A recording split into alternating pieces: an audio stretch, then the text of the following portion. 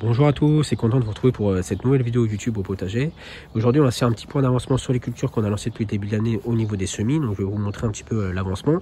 Et puis on va également continuer nos semis. Donc avec aujourd'hui, cette semaine on va faire les choux brocolis, choux romanesco, choux fleurs. On va également planter les topinambours, voilà. Et puis on va pouvoir continuer d'autres cultures comme les radis, planter des navets. Voilà, il y a plein de choses qu'on peut faire maintenant à partir maintenant que le sol s'est un petit peu réchauffé. Je vais vous faire un petit point aussi sur les fleurs. Vous voyez, vous allez pouvoir commencer à semer des fleurs. Donc ici, les capucines qui se ressèment naturellement. Donc voilà, je les avais laissées monter en graines. J'ai laissé les graines se ressemer toutes seules. Donc voilà, elles commencent à sortir. Alors attention, les capucines, ça craint le gel. Donc voilà, si vous êtes dans une région plutôt froide, vous pouvez faire un semis plutôt sous abri et puis les replanter à partir de mai au potager. J'ai également, voilà, j'essaye de chaque année d'augmenter un petit peu le nombre de fleurs. Donc voilà, j'ai celles qui se ressèment naturellement, la bourrache, les soucis, le calendula, les nigelles, voilà. Et cette année, j'ai décidé de prendre un petit peu plus de fleurs. Donc j'ai reçu une petite commande cette semaine.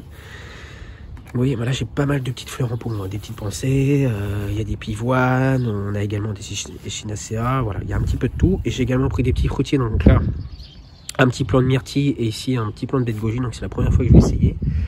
Donc les deux petits plants de fruitiers, je vais les planter aujourd'hui.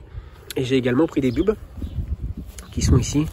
Alors là, on a des dahlias, des glaïeuls, donc voilà, il y a différentes sortes de dahlias. Voilà, je vous montre un petit peu tout. Et donc ça, je vais plutôt les planter courant avril, parce que voilà, ça craint le gel, donc au cas où, je vais attendre voilà, avril pour les planter. Puis voilà, j'ai quelques topinambours à planter aujourd'hui aussi.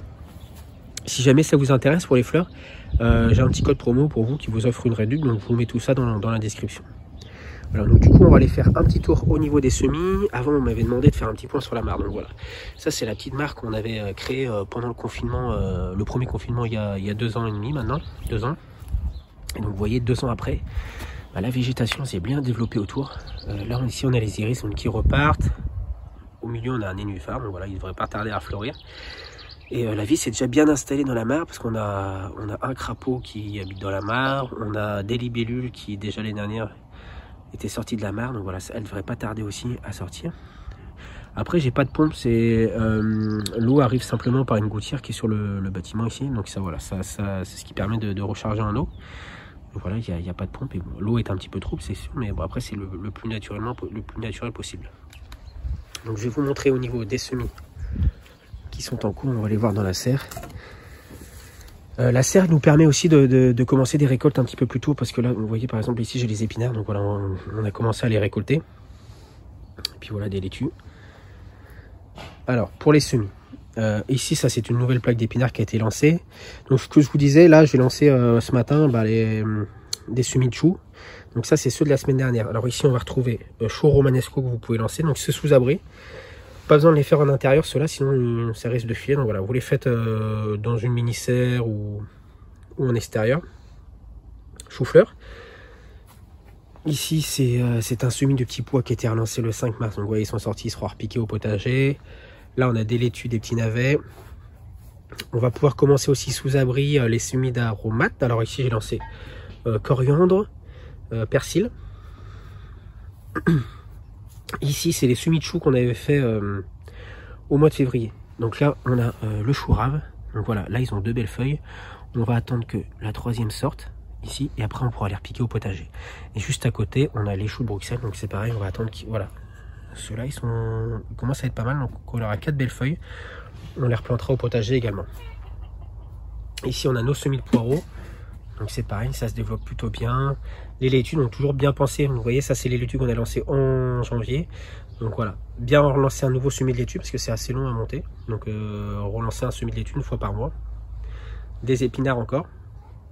Et je vais vous montrer ce qu'on avait fait dans la maison. Au niveau des semis qui sont dans la maison, donc qui sont bien au chaud, on a les tomates, donc voilà, qui commencent à se développer tout doucement. Donc ça c'est les tomates qu'on a plantées début mars, qui elles iront en serre, en fait, des tomates précoces qui iront en serre fin avril. Et pour les tomates qui sont destinées à l'extérieur, bon voilà, je vais les planter la semaine prochaine. Donc comme ça, elles, on les repiquera à partir de mi-mai au potager. Puis juste à côté, on a également les piments, poivrons, aubergines. Donc voilà, ils commencent à faire leur 3e feuille. Voilà, le temps devrait se réchauffer un petit peu, donc ça devrait accélérer un petit peu la pousse. Puis voilà, juste à côté, on a une belle patate douce, donc voilà, qui elle, on va pouvoir la bouturer à partir de la semaine prochaine. Dans les petits travaux qu'on peut faire également en ce moment au potager, c'est replanter les fraisiers. Donc voilà, c'est des fraisiers que j'avais stockés cet hiver issus de stolons de mes plants de l'an dernier. Et là, tout le long de la serre, du coup, je suis venu faire une petite zone où j'ai repiqué pas mal de fraisiers. Donc voilà, ça va faire pas mal de plants en plus. Donc je vais associer fraisier et fleurs ici, voilà, tout du long de la serre. J'ai utilisé un petit paillage à base de bois, donc voilà, c'est un paillage qui convient bien aux fraisiers. Donc voilà, et ça devrait nous faire pas mal de fraises en plus ici cette année. Et juste à côté, j'ai un plant de brocoli donc qui part en fleurs.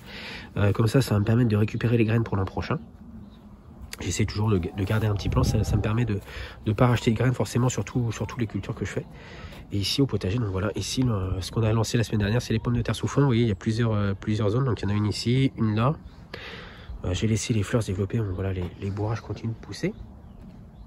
À côté, on a encore les échalotes qui se plaisent plutôt bien là cette année, ça avance plutôt bien, et on va pouvoir aller planter les topinambours. Alors pour la plantation des topinambours, je choisis une zone qui est plutôt un peu à l'écart du potager parce que ça a tendance à devenir assez rapidement envahissant. Donc voilà, là je vais espacer mes plants de 10 cm, donc je vais juste mettre 4 plants là, donc c'est une petite zone de 2-3 mètres carrés qui est à l'écart du potager où je vais pouvoir les laisser se développer tranquillement. Et voilà, si j'en oublie une ou deux l'année prochaine, voilà, il n'y aura pas de souci, ça pourra repousser sans gêner les autres cultures. Donc voilà, on les espace d'environ 10-15 cm entre chaque plant, puis on va recouvrir d'une bonne couche de terre environ 10 cm, et éventuellement après la levée on peut venir buter un petit peu les plants. Donc voilà pour la partie topinambour, et la récolte se fera en fin d'année.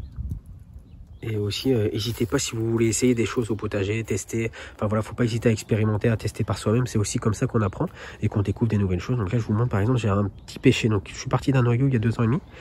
Je l'ai repiqué l'an dernier au potager. Donc voilà, là il se développe vraiment bien. Il commence à bourgeonner, les premières fleurs qui arrivent. Donc voilà, si vous voulez essayer, donc pépins de citron, mandarine, clémentine, avocat, voilà, on peut vraiment essayer tout plein de choses. Et généralement ça peut marcher, donc voilà, n'hésitez pas si vous avez envie de faire des expériences, c'est comme ça aussi qu'on apprend. Je vous montre juste les petits pois pour ceux qui s'inquiéteraient si jamais ils ne lèvent pas tout de suite. Alors voilà, là ils ont été semés le 25 février, donc voilà, ça a mis 3 semaines à sortir, donc vous inquiétez pas si c'est un petit peu long, c'est normal, ça peut prendre du temps parfois. Et là à côté on a les petits radis également, donc voilà, ça commence à bien pousser, tout commence à se réveiller au potager, donc ça va commencer à devenir intéressant. On se retrouve la semaine prochaine du coup pour une vidéo, on va axer plus sur le semis de tomates qui sera destiné à une plantation mi-mai en terre, qu'on va faire en intérieur. Et on va également faire les boutures de patates douces et le rempotage des premières tomates qui elles seront destinées à la serre fin avril. Alors voilà, je vous souhaite à tous une bonne semaine, n'hésitez pas surtout si vous avez une question, voilà, ou si vous voulez que je précise quelque chose dans une vidéo, j'essaierai de le faire. Donc voilà, laissez un commentaire et puis je vous répondrai. Voilà, je vous souhaite à tous une bonne semaine. Allez, ciao ciao.